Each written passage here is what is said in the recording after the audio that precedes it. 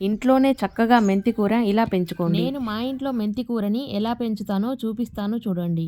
మనం ఇంట్లో ఏదైనా గింజ నాటబెట్టి ఒక చెట్టు మొలకెత్తి దానికి కాయలు గాని కాస్తే ఎంత బాగా అనిపిస్తుంది. మనసుకైతే ప్రశాంతంగా ఉంటుంది. ఒక బీర చెట్టే గాని, చిన్న టమాటా చెట్టు, వంకాయ చెట్టే గాని మనం నాటబెట్టిన దానికి ఒక 4 కాయలు కాస్తున్నాయంటే ఆ సంతోషం అయితే మాటల్లో చెప్పలేము ఇంకా. దానికి మనం ఎలాంటి మందులు ఇంకా వేయం కాబట్టి ఇంకా న్యాచురల్‌గా కాసినాయని ఎంత సంతోషిస్తూ ఉంటాం గదా! అలాగే మీరు చిన్న చిన్నగా ఇలా గమాలలో మెంతులు ఇంకా అలుక్కొని పెంచుకోవచ్చన్నమాట. చాలా బాగుంటుంది. మెంతి కూర ఇంకా ఈ సైజు మెంతి కూర మనకు ఆరోగ్యానికి ఇంకా చాలా మంచిది. మెంతులైతే ఒక గింజ ఇంకా తొలగిపోకుండా చక్కగా మనం వేసిన గింజలు ఎన్ని గింజలైతే వేస్తామో అన్ని ఒక్క గింజ ఇంకా తొలగిపోకుండా చక్కగా ఒత్తుగా పుడతాయి. చూడండి వీడియోలోనైతే ఎంత చక్కగా ఒత్తుగా పుట్టాయో. కొంచెం ఇంకా సందు లేకుండా వేసిన గింజ వేసినట్టు చక్కగా మొలకెత్తాయి. ఎంత బాగున్నదో చూడండి. ఇంకా అయితే చూడండి బకెట్లో ఉన్నది కనకంబరాల చెట్టు అన్నమాట. ఒకటే చెట్టు ఉన్నది కదా అని బకెట్లో ఇంకా కొన్ని గింజలు వేసి తీసుకున్నా. చూడండి ఎంత బాగా మొలకెత్తాయో. ఇలా ఒక గమాలలోనైనా అలుక్కోవచ్చు, లేదంటే నూనె క్యాన్లు ఉంటాయి కదా వాటినైనా సెంటర్కి కట్ చేసి అలుక్కోవచ్చు. ఇప్పుడు వీటిని ఎలా అలుక్కోవాలో చూపిస్తాను చూడండి. గమాలలో మట్టి తీసుకొని చిన్న చిన్న బెడ్డలు ఉంటాయి కదా, బెడ్డలు ఏమీ లేకుండా మట్టి గుల్లగా ఉండేలా చూసుకోవాలి. బెడ్డలు అయితే ఏమీ లేకుండా మొత్తము ఏరేసుకున్న తర్వాత ఒక 2 ఇంచుల వెడల్పులో చిన్న చిన్న గీతలు పెట్టుకోవాలి. చేతితోని ఇలా గీసుకుంటే సరిపోతుంది. ఇప్పుడు మెంతులైతే ఆ గీతలోనే వేసుకోవాలి. ఒత్తుగా వేసుకోవాలి, పలసగా కాకుండా కొంచెం ఒత్తుగానే వేసుకోవాలి. ఇక్కడ చూడండి నేను వీడియోలో చూపించే విధంగా వేసుకోండి. తరువాత మనం గీసినప్పుడు మట్టి కొంచెం పైకి వస్తుంది కదా, అదే మట్టిని చేతితోని ఇలా కూడిపేసుకున్నామంటే గీతలో వేసిన మెంతుల పైన మట్టి వడి కనబడకుండా ఉంటాయి. ఇంకా ఇలా అనుకున్న తర్వాత కూడా ఏమైనా మెంతులు బయటికి కనబడినాయి అంటే కొంచెం పైనుండి మట్టి చల్లి తీసుకోండి. బెడ్డలు మాత్రం పడనీయకండి. గింజలు కనబడకుండా పైనుండి మట్టి చల్లిన తర్వాత ఇలా సమాంతరంగా చేతితోని ట్యాప్ చేసుకోండి. ఎందుకు ఇలాగా ట్యాప్ చేయాలి అంటే మనం పోసిన మట్టి కదా లూజుగా ఉంటుంది. నీళ్లు పట్టిన తర్వాత మట్టి కిందికి దిగుతుంది. అందుకోసమని కొంచెం గట్టిగా నొక్కుకున్నామంటే మట్టి ఇంకా నీళ్లు పట్టిన తర్వాత కిందికి దిగకుండా ఉంటుంది. అసలు ముచ్చట ఏంటంటే గమాలకైతే కింద హోల్ పెట్టుకోవాలి. హోల్ అంటే ఒక 4-5 హోళ్ళు పెట్టుకుంటే సరిపోతుంది.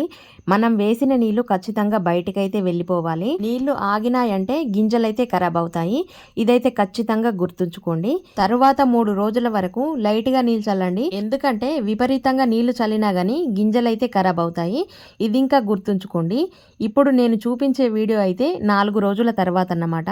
4 రోజులకు ఖచ్చితంగా అన్ని గింజలైతే దాదాపుగా మొలకెత్తుతాయి. 4 రోజులకు ఈ మొలకల పైన ఎక్కువగా నీళ్లు చల్లుకోవాలన్నమాట. ఎందుకంటే గింజల పైన పొట్టు ఉంటుంది కదా, మొలకెత్తేటప్పుడు పొట్టుతోని మట్టి ఇంకా పైకి లేస్తుంది. అందుకోసం 4 రోజులకు ఎక్కువగా నీళ్లు పట్టినామంటే పైకి లేసిన మట్టి కిందికి దిగి మొలక చక్కగా ఫ్రీగా పెరుగుతుంది.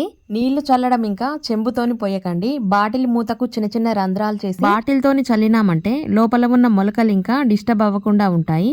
ఇక్కడ చూడండి ఈ వీడియో అయితే 4 రోజులదన్నమాట, నీళ్లు పట్టక ముందు. ఇంకా ఈ వీడియో అయితే నీళ్లు పట్టిన తర్వాత పైన ఉన్న మట్టి మొత్తం ఇంకా లోపలికి దిగి చక్కగా మొలకలైతే బయటికి వచ్చినాయి కదా. మీరే చూడండి నీళ్లు పట్టిన వీడియోకి పట్టని వీడియోకి ఎంత తేడా ఉందో కదా. మళ్ళీ తర్వాత 5వ రోజు నుంచి నీళ్ళైతే మామూలుగానే చల్లుకోవాలన్నమాట. ఇక్కడ చూడండి ఇది 5వ రోజు వీడియో అన్నమాట. 5వ రోజుకు గింజ లోపల నుండి నెమ్మదిగా ఆకులైతే బయటకు వస్తున్నాయి. చూడండి ఎంత చక్కగా ఒత్తుగా మొలిచినాయో మొలకలైతే. తర్వాత వీడియో 6వ రోజు అన్నమాట. 6వ రోజుకు మొత్తం మొలకలు ఇంకా బయటకు వచ్చి చక్కగా ఆకులు ఇంకా బయటకు వస్తున్నాయి అన్నమాట. ఇప్పుడిప్పుడే ఇప్పుడు కొంచెం లైట్గా నీళ్ళు చల్లండి, మరి ఎక్కువగా నీళ్లు చల్లకండి. ఇలాగ కొంచెం పైనుండి లైట్గా చల్లుకుంటే సరిపోతుంది. మరీ ఎక్కువగా చల్లితే మొలకలు మురిగిపోయి ఖరాబ్ అవుతాయి. ఈ వీడియో 7వ రోజు అన్నమాట. ఇంకా మొత్తం బయటికి వచ్చినాయి కదా గింజలైతే. ఇది 8వ రోజు. ఇంకా ఇక్కడ చూడండి ఈ వీడియోనైతే 9వ రోజు అన్నమాట. ఇంకా తర్వాత వీడియో అయితే 10వ రోజు అన్నమాట. 10వ రోజుకు చూడండి ఆకులైతే ఎంత పచ్చగా అయినాయో. ఈ రోజైతే దీన్ని మనము కొంచెం పెద్దగా అయ్యింది కదా, కొంచెం అంతా తీసి కూరలో వేసుకుందాము. ఇక్కడ చూడండి వేళ్ళు అయితే ఎంత బాగా లోపల దాకా వెళ్ళినాయో. చూడండి వేళ్ళు అయితే ఎంత చక్కగా పెద్దగా ఉన్నాయో. మనం తీసుకున్న మట్టి గుల్లగా పొడి పొడిగా ఉంటే వేళ్ళు చక్కగా లోపలికి దిగుతాయి. నేనైతే ఈ మట్టిలో కొంచెం కోకోపీట్ కలిపి తీసుకున్నా. ఇంత చిన్నదైన మెంతి కూర మనము వండుకున్నామంటే మన శరీరానికి చాలా మంచిదన్నమాట. మీ ఇంట్లో ఇలా పెంచుకొని వాడుకోండి, మీకు వచ్చే సంతోషమే వేరుగా ఉంటుంది.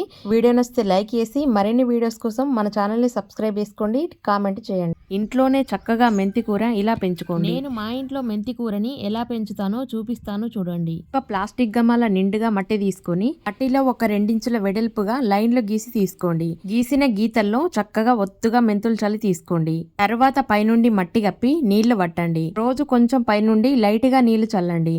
తర్వాత ఒక 3-4 రోజులకు మొలకలు బాగా వస్తాయి. మొలకలు వచ్చిన తర్వాత 4 రోజులకు కొంచెం ఎక్కువగా నీళ్లు పట్టండి. ఎందుకంటే మొలక పైకి లేసేటప్పుడు గింజల పైన మట్టి ఉంటుంది. నీళ్లు ఎక్కువగా పట్టడం వల్ల మట్టి కిందికి దిగి మొలకలు ఒక్కటింకా చావకుండా చక్కగా పెరుగుతాయి. చూడండి ఇక్కడ ఎంత బాగా ఒత్తుగా మొలిచినాయో మొలకలు.